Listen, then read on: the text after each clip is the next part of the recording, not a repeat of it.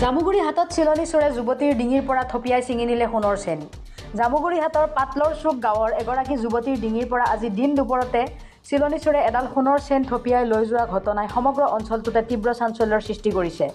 জানিব পৰা মতে গাঁওখনৰ অৰূপ কটকীৰ জীয়ৰী তথা স্নাতক প্ৰথম ষান্মাসিকৰ ছাত্ৰী প্ৰিয়ংকা কাকতিয়ে বৰগীতৰ প্ৰশিক্ষণ লৈ ঘৰলৈ উভতি অহাৰ সময়তে মটৰচাইকেলত অহা দুজনীয়া দুৰ্বৃত্তৰ দলে ছাত্ৰীগৰাকীৰ ডিঙিৰ পৰা সোণৰ চেইনডাল থপিয়াই উধাও হয়।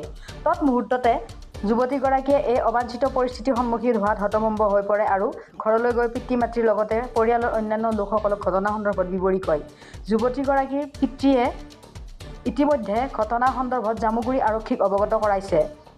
জামুগুৰি হাটৰ ঐতিহ্য বহন কৰা বোকাখচা ভাওনাস্থলী পাতলৰ চুক গাঁৱত এইদৰে দিন দুপৰতে এগৰাকী যুৱতীৰ ডিঙিৰ পৰা চিলনী চোৰে সোণৰ চেন থপিয়াই নিয়া ঘটনাই ৰাইজক চিন্তিত কৰি তুলিছে।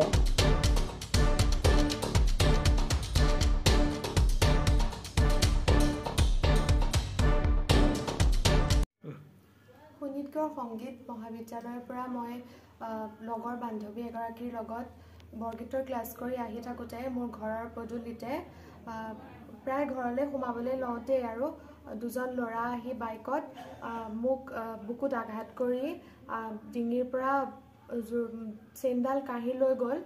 সেই সময়ত মই একো গমেই নাপালোঁ কেনেকৈ কি হ'ল কথাটো, আৰু গাঁও অঞ্চলত যে এনেকুৱা এটা ঘটনা ঘটিবলৈ পাইছে এইটো মানে অতিকে ভয় লগা কথা। আৰু এনেকৈ আমাৰ এই 4 লাইনৰ কাৰণেই এইটো হৈছে।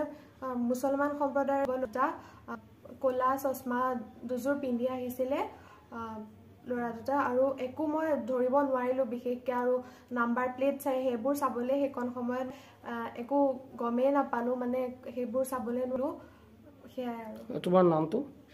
মোৰ নাম প্ৰিয়ংকা কাকতি। কি পঢ়ি আছা? মই এবাৰ BA ফাৰ্ষ্ট ছেম। কোন কলেজত? ত্যাগবীৰ হেমবৰুৱা মহাবিদ্যালয়।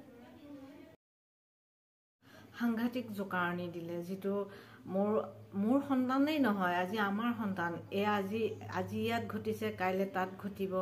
প্ৰতি গাঁওখনৰ কাৰণে এটা অশনি সংকেত। এয়া সংকেতে আমাৰ অদূৰ ভৱিষ্যতে ল'ৰা ছোৱালীৰ কাৰণে কি হ'ব কি নহ'ব ভয়ানক আমি ভয়ৰ মাজত সোমাই পৰিছোঁ। মোৰ শৰীৰ অসুস্থ হৈ পৰিছে, কাৰণ মই গোটেই ৰাতি শুব পৰা নাই এই ঘটনাটোৰ কাৰণে। মই ছবিখন ভাবিয়ে মোৰ কিবা লাগি গৈছে। আজি মোৰ দুৱাৰ মুখৰ পৰা মোৰ ছোৱালীজনী ডিঙিৰ পৰা চেইনডাল কাঢ়ি লৈ গ'ল।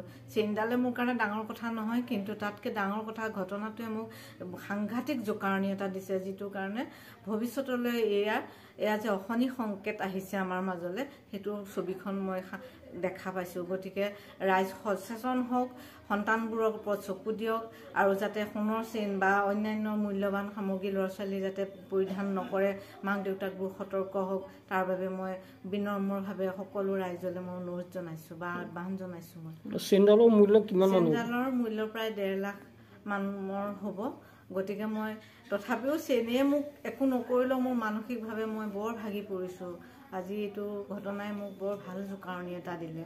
আমি কেতিয়াও ভবাই নাছিলোঁ আমি যে এনেকুৱা এটা সন্মুখীন হ'ব লাগিব, ভবা নাছিলোঁ। কিন্তু অদূৰ ভৱিষ্যতৰ কাৰণে, সন্তানবোৰৰ কাৰণে আমাৰ বৰ চিন্তাত পৰিছোঁ মই। গতিকে ৰাইজলৈ এইটো মোৰ বিনম্ৰ অনুৰোধ, সতৰ্ক হওক, সজাগ হওক, এয়াই মোৰ